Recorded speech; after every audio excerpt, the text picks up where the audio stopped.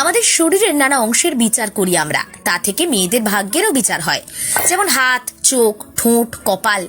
ওই যে কবিতায় আছে না যে আমার জন্মের সময় কোনো শাঁখ বাজেনি, সকলেই জিজ্ঞেস করেছিল তার নাক খাদা না টিকালো, লম্বা না বেটে, কালো না ফর্সা। সকলের মাথার বাইরেটা নিয়েই চিন্তা ভাবনা, মাথার ভেতরটা নিয়ে কারো কোনো মাথা ব্যথা ছিল না।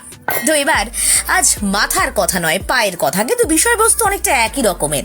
বাহ্যিক গড়ন দেখে একজন মানুষকে, বিশেষ করে একজন মহিলাকে, নারীকে চেনার চেষ্টা। সত্যি কি চেনা যায় তা জানি না, কিন্তু কি কি বলা হয় সেইটা আমরা জানাবো আপনাদের।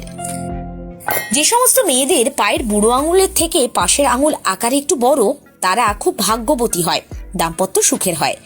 যে মেয়েদের পায়ের পাতা মসৃণ বা নরম, পায়ের রং হালকা গোলাপি, তারা জীবনে সুখী হয়, কিন্তু মাঝে মধ্যে দুর্দশাতেও ভুগতে হয়, কষ্টের সীমা থাকে না তখন। যাদের পায়ের নখ গোলাকার, খুব মসৃণ এবং হালকা গোলাপি আভাযুক্ত হয়, তাদের সুখের সঙ্গে সমৃদ্ধিও থাকবে।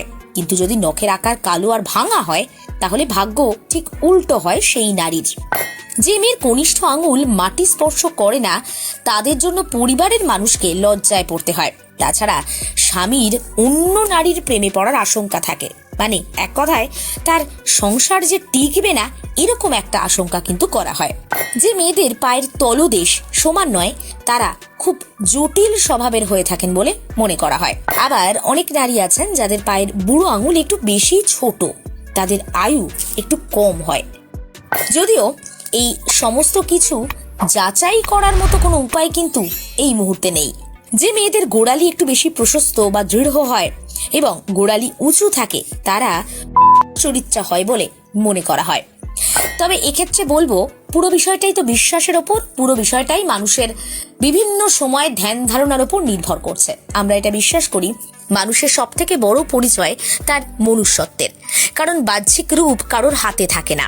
কে কোন রূপে জন্ম নেবেন সেটা তো আর ঈশ্বর ছাড়া কেউ বলতে পারেন না, কিন্তু হাতে যেটা থাকে সেটা হচ্ছে কর্ম, স্বভাব, শিক্ষা, সংস্কৃতি। এগুলোকে এক এক করে ছোট থেকেই নিজের মধ্যে এবং নিজের বাড়ির সন্তানের মধ্যে চালিত করার চেষ্টা করুন। ছেলে হোক বা মেয়ে, সবার আগে দরকার মান আর হুঁশ সম্বলিত ভালো মানুষ হওয়া। আমরা কোনোভাবেই কোনো কুসংস্কার, কোনো নেগেটিভিটি, সমাজের জন্য কোনো খারাপ ভাবনাকে প্রশ্রয় দিতে চাই না। আপনার যদি এই সংক্রান্ত কিছু জিজ্ঞাসা থাকে, আপনি অবশ্যই জ্যোতিষবিদ কিংবা যারা এই নিয়ে চর্চা করেন তাদের সঙ্গে কথা বলতেই পারেন। আমরা কোনো তথ্যকে বিশ্বাস করার জন্য আপনাদের জোর করি না।